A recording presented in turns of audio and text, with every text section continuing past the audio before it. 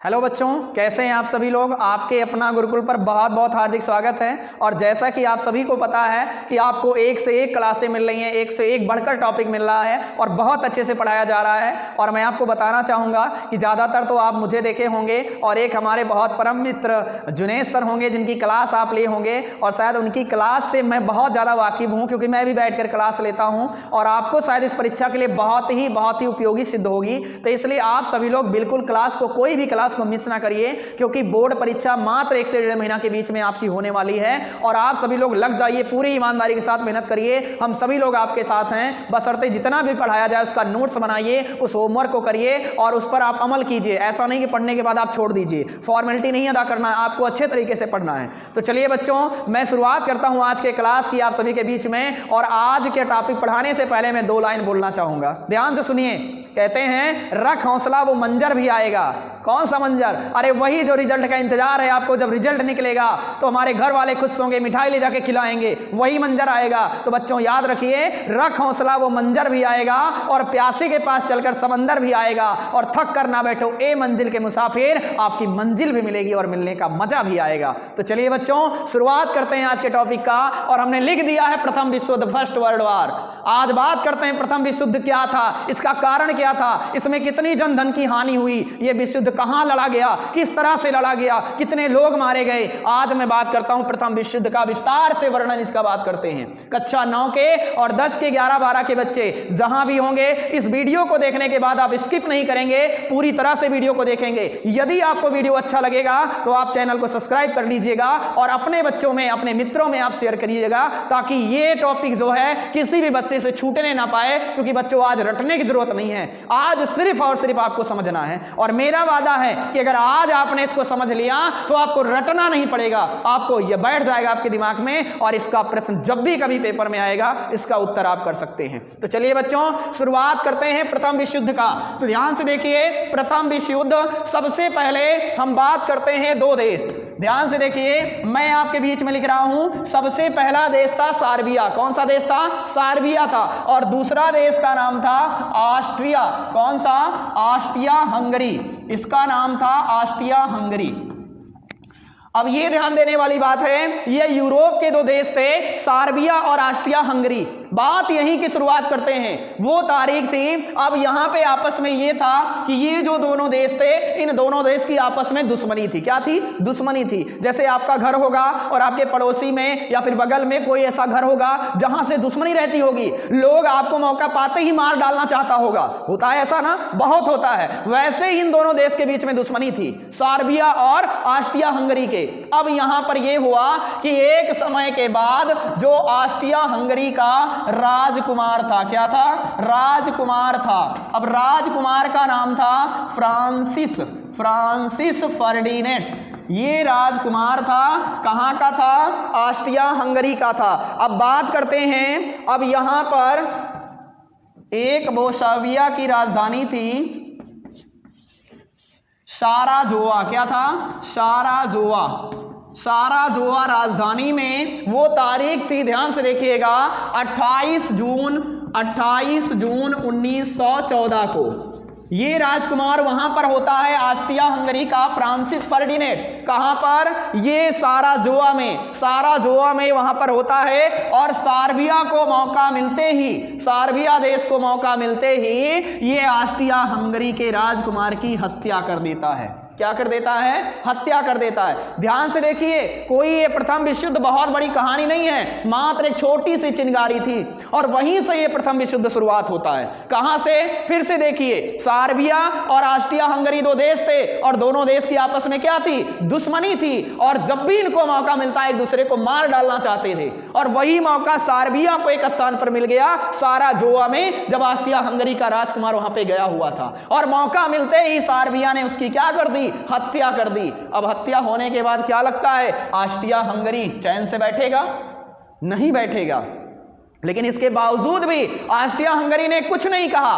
अब आप सोच रहे होंगे किस तरह से ये देश था कि अपने ही राजकुमार का, अपने ही बेटे की हत्या हो जाने के बाद ऑस्ट्रिया हंगरी के जो राजा थे उन्होंने कोई प्रतिक्रिया नहीं की इसके ऊपर। क्यों ऐसा हुआ? क्योंकि मेरे दोस्त उस समय जो सार्बिया था, उस समय सार्बिया जो था वो ऑस्ट्रिया से मजबूत और ताकतवर देश था। क्या था? मजबूत और ताकतवर देश था। जबकि यहाँ की जो जनता थी ऑस्ट्रिया की जो जनता थी वो ये कह रही थी कि जब हमारे राज का राजा का बेटा उसकी जब हत्या हो गई, वो सुरक्षित नहीं है, तो हम किस तरह सुरक्षित रहेंगे। और वहां की जनता न्याय मांग रही थी कि हमें न्याय चाहिए, हमारे राजकुमार की हत्या हुई है, इसका हमें बदला चाहिए, सार्बिया से हमें लड़ाई लड़नी है, हम कैसे भी करके हमें सार्बिया से बदला लेना है। लेकिन ऑस्ट्रिया हंगरी इसके बावजूद भी कुछ नहीं कहा, क्योंकि उसे पता था, कहते हैं ना कि जहां पे थोड़ा सा नुकसान हो गया है आप उसको बर्दाश्त कर लीजिए, कहीं ऐसा ना हो उस नुकसान के बदले आगे चल के आपको बहुत ढेर सारा नुकसान मिल जाए। तो इसलिए छोटा सा ही नुकसान आपको क्या कर लेना चाहिए, बिल्कुल आपको उसी में रह जाना चाहिए, आगे कदम नहीं बढ़ाना चाहिए, क्योंकि अगला कदम हो सकता है आप बढ़ाएं तो उससे भी ज्यादा आपको नुकसान मिल जाए। और ये ऑस्ट्रिया हंगरी को मालूम था, कहीं ऐसा ना हो हम और आगे कदम बढ़ाएं, अभी तो हमारे राजकुमार की हत्या हुई है, हो सकता है हमारे राज्य में भी, हमारे देश में भी बहुत ज्यादा नुकसान मिल जाए। तो इसलिए ऑस्ट्रिया हंगरी कोई कदम आगे नहीं बढ़ाया। और जबकि वहां की जनता क्या कर रही थी, वहां की जनता बार बार ये गुहार लगा रही थी वहां के राजा से कि हमारे राजकुमार की हत्या हुई है, हमें उसका बदला चाहिए, हमें उसका बदला चाहिए। कब हुई थी? 28 जून 1914 को।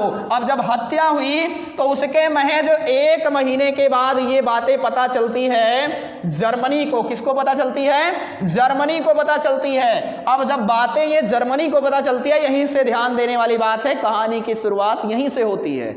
क्या हुआ था? ऑस्ट्रिया हंगरी के राजकुमार की क्या हो जाती है? हत्या हो जाती है, हत्या होती है, राजकुमार की हत्या होती है। और ये जहां की जनता थी ऑस्ट्रिया की, ये बोल रही थी हमें इसका बदला चाहिए। और इसलिए ऑस्ट्रिया हंगरी के जो राजा थे इसलिए बदला नहीं ले रहे थे, क्योंकि ये जान रहे थे कि हम इसके साथ लड़ाई करेंगे तो नुकसान हमारा ही होगा। तो इसलिए उसके महज 1 महीने के बाद जर्मनी देश था। कौन देश? अरे जर्मनी देश, नाम सुने होंगे, वही जर्मनी देश जहां का तानाशाह एडोल्फ हिटलर था, नाम सुने हैं ना, वही जर्मनी की बात हो रही है। उन दिनों जर्मनी सबसे ताकतवर देश कहा जाता था, सबसे ताकतवर देश था जर्मनी। अब ये जब जर्मनी आकर ऑस्ट्रिया हंगरी के पास खड़ा हो गया और बोला आप अपने राजकुमार की हत्या का बदला लो, आप युद्ध की घोषणा करो, लड़ने के लिए मैं तैयार हूं तुम्हारे साथ। कौन बोला? जर्मनी बोला। अब आप बताइए, किसी की लड़ाई आपके साथ हो जाए और आप बहुत कमजोर रहें और सामने वाला आपसे मजबूत हो तो आप लड़ाई नहीं लड़ेंगे, लेकिन उससे भी मजबूत कोई आपका साथ देने के लिए आके खड़ा हो जाए कि मैं आपके साथ लड़ाई लड़ने के लिए तैयार हूं, आप चलिए लड़ाई करने के लिए, क्या आप नहीं जाएंगे? तुरंत आप जाएंगे लड़ाई लड़ने के लिए, क्योंकि आपको भी बदला लेने का यही होता है कि मेरे साथ कुछ भी ऐसी घटना हुई है तो मुझे भी इसका बदला लेना है। तो वही हुआ। क्या हुआ? ऑस्ट्रिया हंगरी ने सार्बिया के खिलाफ, किसके खिलाफ?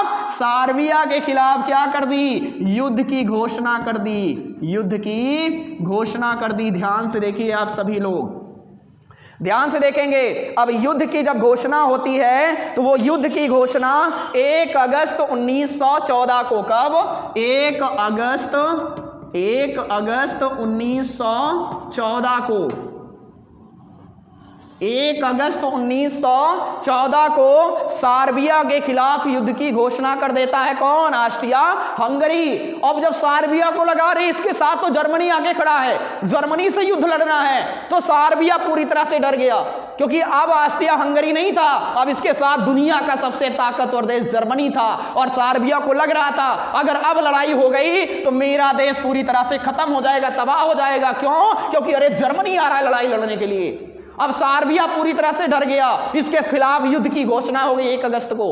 और उसी बीच में तुरंत सार्बिया अपने मित्र देश, ध्यान से देखिए, सार्बिया भाई जब भी आप मुसीबत में पड़ते हैं किससे मदद मांगते हैं? अपने मित्र से मांगते हैं, अपने दोस्त से मांगते हैं, भाई मैं इस मुश्किल में मुझे बचाओ। दोस्त जो होते हैं साथ देते हैं कि नहीं देते हैं? वही सार्बिया का मित्र देश था रूस। कौन था? रूस। इन्होंने रूस से मदद मांगी कि मेरे भाई, मेरे मित्र रूस, मेरी मदद करो, मैं क्या हो गया, जर्मनी के खिलाफ युद्ध की घोषणा हो गई, जर्मनी और ऑस्ट्रिया मुझसे लड़ने आ रहा है और मेरा पूरा देश तबाह हो जाएगा। अब रूस इतनी बातें सुना तो भाई रूस भी ताकतवर देश था, वो तुरंत आकर पूरे सार्बिया में सैन्यबंदी कर दी। क्या कर दी? सैन्यबंदी। कहने का मतलब रूस आकर खड़ा हो गया सार्बिया के साथ और बोला खबरदार जर्मनी, तुम सावधान रहना, यदि तुमने सार्बिया के सीमा में प्रवेश भी किया, कदम भी रखा उसकी सीमा में, तो ये समझ लेना कि ये लड़ाई सार्बिया से नहीं, ये लड़ाई रूस से है। कौन बोला? रूस बोला। किससे बोला? जर्मनी और ऑस्ट्रिया हंगरी से बोला कि खबरदार, यदि तुमने सार्बिया की तरफ आंख भी उठा के देखा, एक कदम उसकी सीमा में भी आए ना, तो ये समझ लेना कि तुम्हारी लड़ाई सार्बिया से नहीं बल्कि किसके साथ है? रूस के साथ है। अब जर्मनी तो भाई ताकतवर देश, जर्मनी ताकतवर देश पूरी तरह से एकदम बौखला गया, पूरी तरह से पागल हो गया। बोला ये कौन होता है बोलने वाला बीच में? ऐसा करते हैं, पहले सार्बिया को नहीं, पहले सबसे पहले हम किससे लड़ते हैं? सबसे पहले अब लड़ेंगे रूस से, पहले रूस को निपटाएंगे तब सार्बिया में जाएंगे। इसलिए इसने 3 अगस्त 1914 को रूस के खिलाफ घोषणा कर दी। किसके खिलाफ? रूस के खिलाफ घोषणा कर दी। अब देखो कितना पागल इंसान है जर्मनी है। लड़ाई तो इन दोनों के बीच में थी। पहला चीज तो ये बीच में आके खड़ा हो गया, गलती तो इसने किया। दूसरा चीज, जब ये समझाने के लिए रूस आके खड़ा हुआ तो इसने क्या कर दिया? रूस के खिलाफ भी युद्ध की घोषणा कर दी।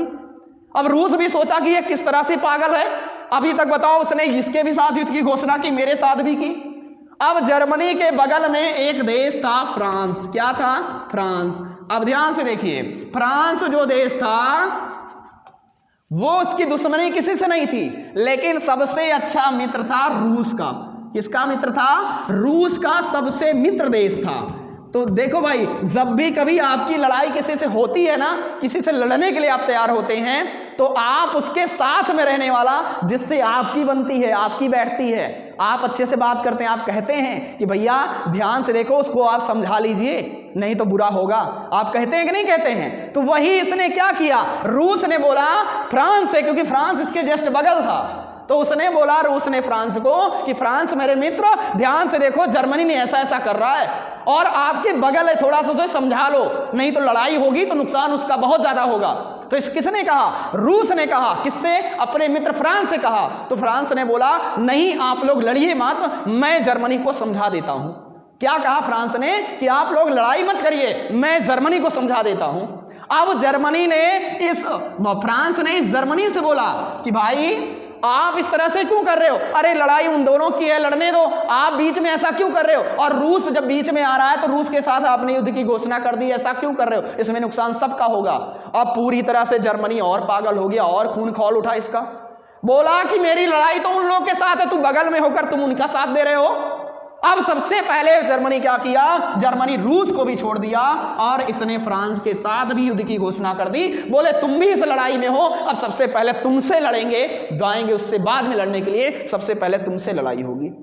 और इसके खिलाफ इसने 8 अगस्त, क्या ध्यान से देखेंगे, 8 अगस्त 1914 को फ्रांस के खिलाफ भी युद्ध की घोषणा कर दी है। कितना बकलोल है जर्मनी, देख रहे हो, लड़ना कहीं नहीं, युद्ध की घोषणा करते चला जा रहा, दुश्मन बनाए चला जा रहा है। अरे जो समझा रहा है वो भी बोल रहा है तुझे भी मारेंगे। कौन? जर्मनी। इतना ताकतवर देश, इतनी ताकत दिखा रहा है। किससे? रूस के खिलाफ भी, रूस के खिलाफ भी, फिर उसके बाद रूस के खिलाफ फ्रांस के भी। यानी सब लोग जो बीच में आ रहा है बोल रहा है सबके साथ युद्ध लड़ेंगे, सबके साथ युद्ध लड़ेंगे, और सबसे युद्ध की घोषणा किए चला जा रहा है। अब अपनी सेना को भेज दिया, चलो फ्रांस से लड़ने के लिए, बगल में पहले इसको निपटा के आते हैं। अब सारी सेना, ध्यान से देखेंगे, मैं यहां लिख रहा हूं, सारी सेना फ्रांस जाने के लिए, फ्रांस देश में जाने के लिए जर्मनी की सेना चल पड़ी।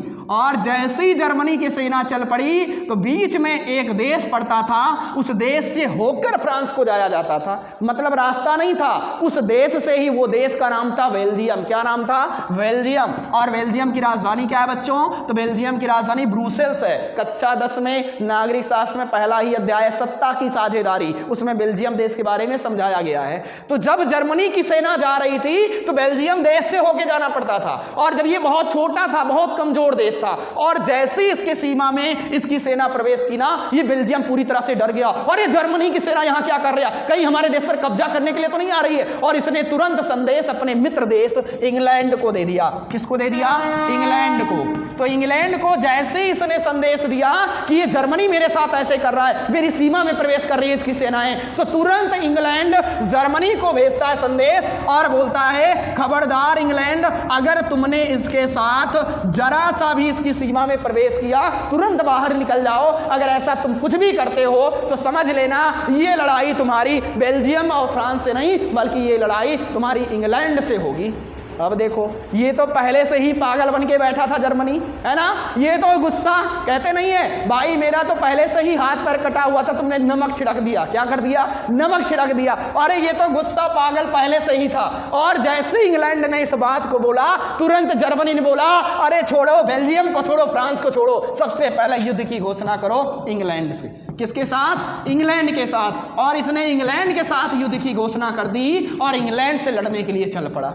ध्यान से देखिए, ये कोई देश था? अरे ये पागल देश था। आप इसके बारे में पढ़ेंगे तो आपको ये समझ में आएगा कि वास्तव में जर्मनी का इतना बड़ा नुकसान कैसे हुआ।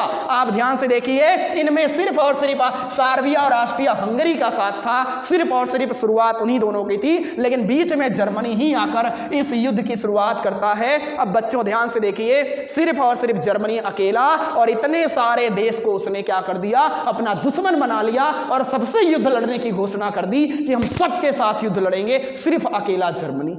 ध्यान से देख रहे हैं। अब बच्चों यही लड़ाई एक देश नहीं, यहां तो 4-5 देश सिर्फ मैंने आपको स्टार्टिंग का बताया। कुल इस लड़ाई में धीरे धीरे कर करके 37 देश शामिल हो जाते हैं। कितने देश बच्चों? 37 देश। ध्यान से देखिए, यहां पे सिर्फ 1 2 3 4 उसके बाद 5 और 6 और 7 और 1 7 8 देश की ही हम बात किए हैं, जबकि कितने देश कुल हो गए थे? 37 देश ऐसे धीरे धीरे हो गए थे। किस तरह से हुए? जब भाई ये किसी के साथ युद्ध लड़ रहा है तो उसके जो मित्र देश होंगे वो मदद करेंगे कि नहीं करेंगे? और जब वो मदद करने के लिए तैयार हुए तो जर्मनी जैसे ही देखता कोई किसी की मदद कर रहा है तुरंत उससे लड़ाई लड़ना शुरू कर देता। ऐसे कर करके बच्चों इस लड़ाई में 37 देश शामिल हो गए और धीरे धीरे करके ये 1914 से लड़ाई, अगस्त 1914 से शुरू हुई और ये लड़ाई लगातार 4 वर्षों तक चली।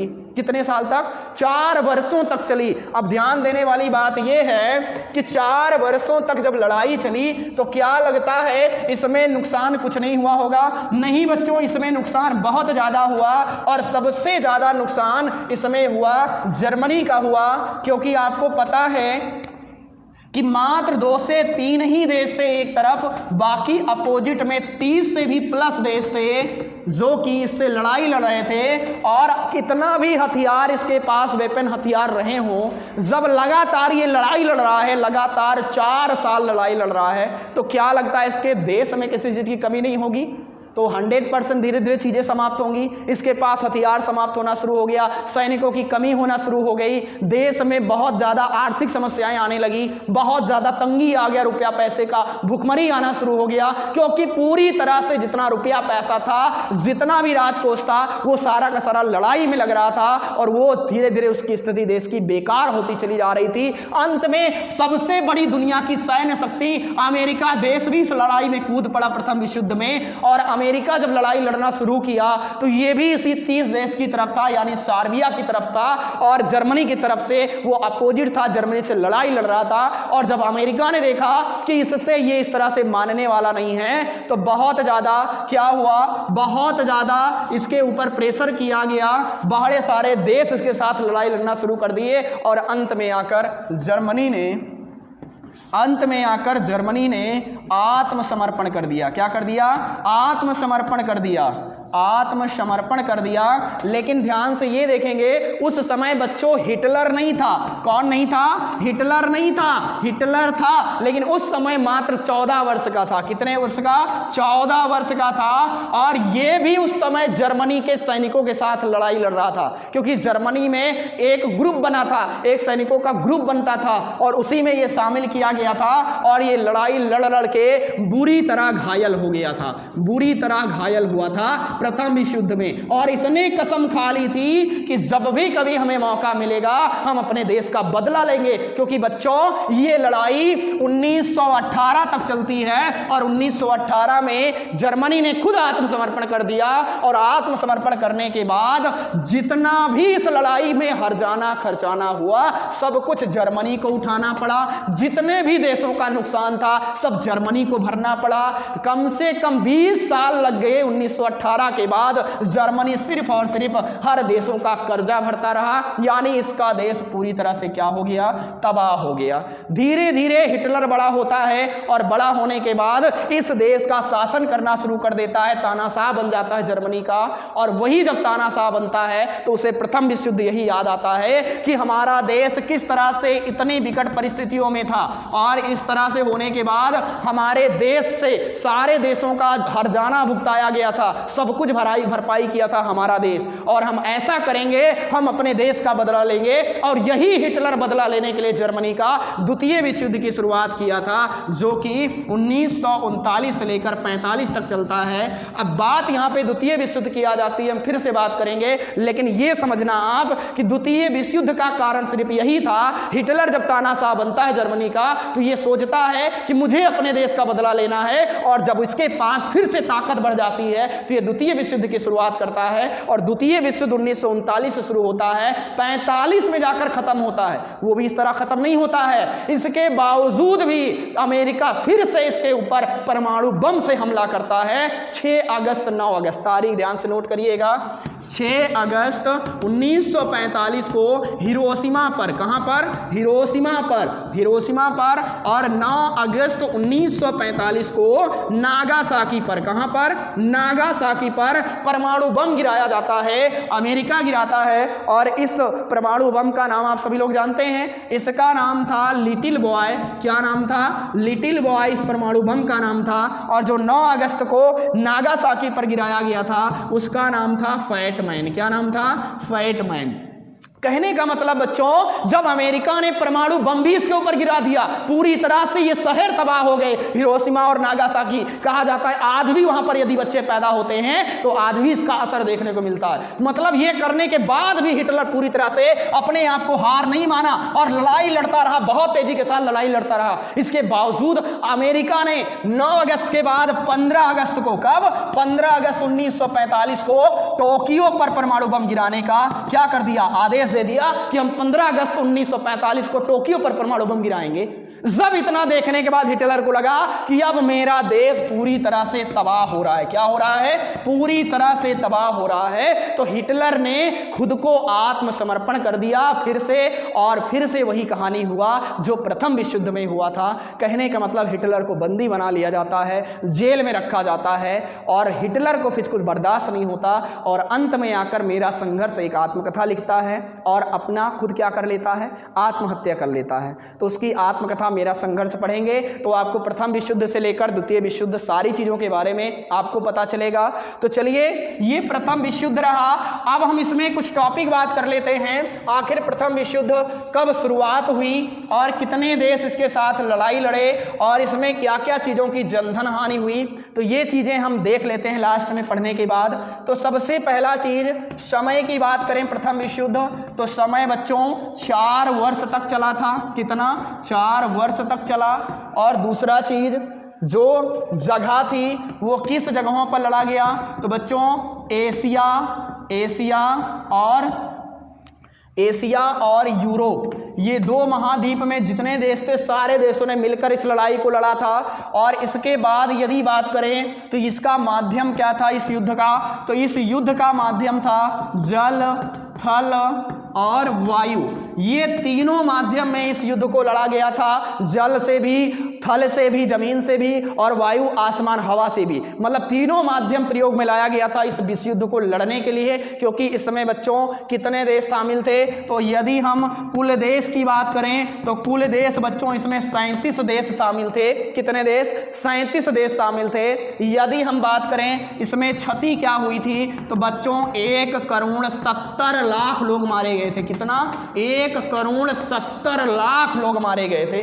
ध्यान से देखिए ये कितनी संख्या है, 1,70,00,000 लोग इस प्रथम विश्व युद्ध 4 साल के दौरान मारे गए थे, जो 37 देशों में कुल मिलाकर ये थे। अब इसमें क्या था, 10 लाख तो सबसे ज्यादा, 10 लाख इसमें तो सैनिक जो लड़ाई लड़ रहे थे वो मारे गए थे, सैनिक मारे गए थे।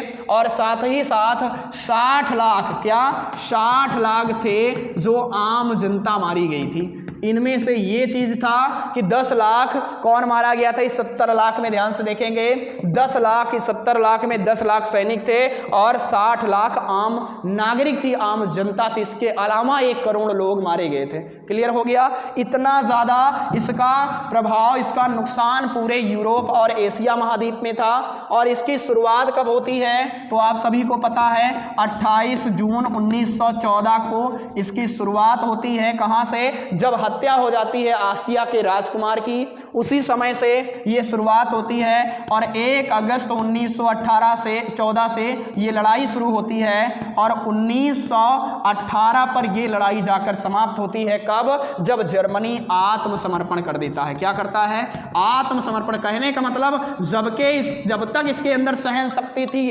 ताकत थी, तब तक ये हार नहीं माना। जब लास्ट में इसे लगा कि मेरे पास कुछ नहीं है, तब इसने हार माना और सारा नुकसान किसको भरपाई करना पड़ा? जर्मनी को करना पड़ा। जितने देशों की जनधन की हानि हुई थी किसको भरपाई करना पड़ा? जर्मनी को भरपाई करना पड़ा। और यहीं से शुरुआत होती है, द्वितीय विश्व युद्ध का कारण बन जाता है। क्योंकि हिटलर उस समय छोटा होता है और वो बुरी तरह घायल होता है, बड़ा बनता है, हिटलर जर्मनी का तानाशाह बन जाता है। तब 1939 में इसका बदला लेने के लिए द्वितीय विश्व युद्ध करता है। इतना क्लियर हो गया? इसमें 2 देश थे, एक आपके मित्र राष्ट्र थे। कौन थे? मित्र राष्ट्र थे जो एक दूसरे की मदद कर रहे थे। उनमें से कौन सा था तो आप सभी लोग अभी पढ़े थे, सार्बिया था, रूस था, फ्रांस था, इंग्लैंड था, फ्रांस था, इंग्लैंड था और बेल्जियम था। इतने सारे देश थे, बड़े सारे देश थे। और धुरी राष्ट्रों में जो थे जिनसे लड़ाई हो रही थी, जो इस युद्ध का कारण बने थे, उनमें सबसे पहला था ऑस्ट्रिया। क्या था? ऑस्ट्रिया हंगरी था। और ऑस्ट्रिया हंगरी के साथ साथ जर्मनी था और इसी के साथ इटली एक देश था, वो भी था। ध्यान से देखिए बच्चों, यहाँ पे यहीं पर ये टॉपिक समाप्त होता है, लेकिन 2 मिनट आप सुनिए ध्यान से। यहाँ एक देश शामिल है, इंग्लैंड। बात कब की हो रही? 1914 से 18 की बात हो रही है। और अपना देश उस समय गुलाम था। किससे गुलाम था? अंग्रेजों से। कहाँ के थे? इंग्लैंड देश के थे। अब ध्यान से देखिए, प्रथम विश्व युद्ध तो लड़ाई हो गई, समाप्त भी हो गई। उस समय कोई बोलबाला नहीं था देश को आजाद कराने के लिए। लेकिन 1939 से 45 में जब ये लड़ाई फिर से शुरू हुई, द्वितीय विश्व युद्ध, तो ये इंग्लैंड पूरी तरह से इसमें शामिल नहीं था। और भारत के लोग हाथ जोड़ के मनाता था कि हे भगवान इंग्लैंड शामिल हो जाए द्वितीय विश्व युद्ध में, हे भगवान शामिल हो जाए। और भारत के लोगों को ऐसे भी भगवान ने सुन लिया और इंग्लैंड द्वितीय विश्व युद्ध में शामिल हो गया। और उस समय जर्मनी और ताकतवर हो गया था। अब सबसे बड़ा कारण इंग्लैंड ही बना था प्रथम विश्व युद्ध में। वही बोला था ना जब वो लड़ाई लड़ रहा था। तो अब इसका ये आ गया कि जर्मनी जब था, जर्मनी के सामने जब कौन आ रहा था? जर्मनी के सामने जैसे इंग्लैंड वाले कहीं भी दिख रहे थे, इंग्लैंड वालों को जर्मनी दौड़ा दौड़ा के मार रहा था। जहां देख रहा था वहीं मार रहा था। द्वितीय विश्व युद्ध में इंग्लैंड की बुरी तरह हालत हो गई थी। याद है आपको ना, कल पढ़ाए थे 1942 में इंग्लैंड ने भारत से मदद मांगी थी। किसके रूप में? भारतीय क्रिप्स मिशन के रूप में। भारतीय क्रिप्स मिशन के रूप में एक मदद मांगी थी कि अरे भारत के लोगों, द्वितीय विश्व युद्ध में मेरी तरफ से लड़ाई लड़ो, हम आपके देश को आजाद कर देंगे। सभी लोग बोला अरे ऐसा नहीं है, तुम लोगों ने हमें बहुत बातें दिया है, अब ऐसा करते हैं पहले तुम देश को आजाद कर दो, उसके बाद हम तुम्हारे साथ लड़ेंगे। ऐसा कुछ नहीं हुआ। गांधी जी को मौका मिला और गांधी जी ने छोड़ दिया भारत छोड़ो आंदोलन, और सब लोग जोड़ तोड़ से इसमें हिस्सा लिए। और अंग्रेज वैसे भी पूरी तरह से पागल थे,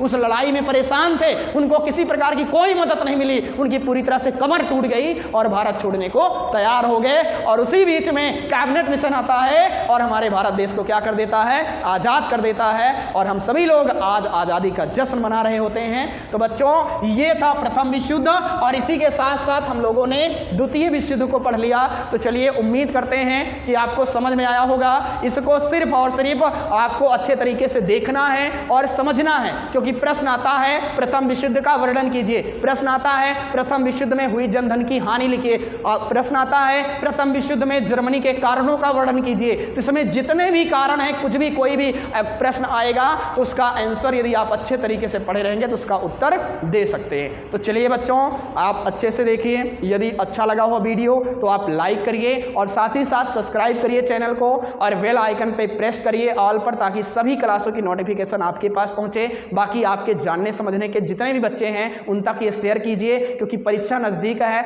अच्छे से अच्छे चीज़ों को पढ़ सकें, सीख सकें। मेरी शुभकामनाएं आपके साथ हैं। Thank you very much. Thank you.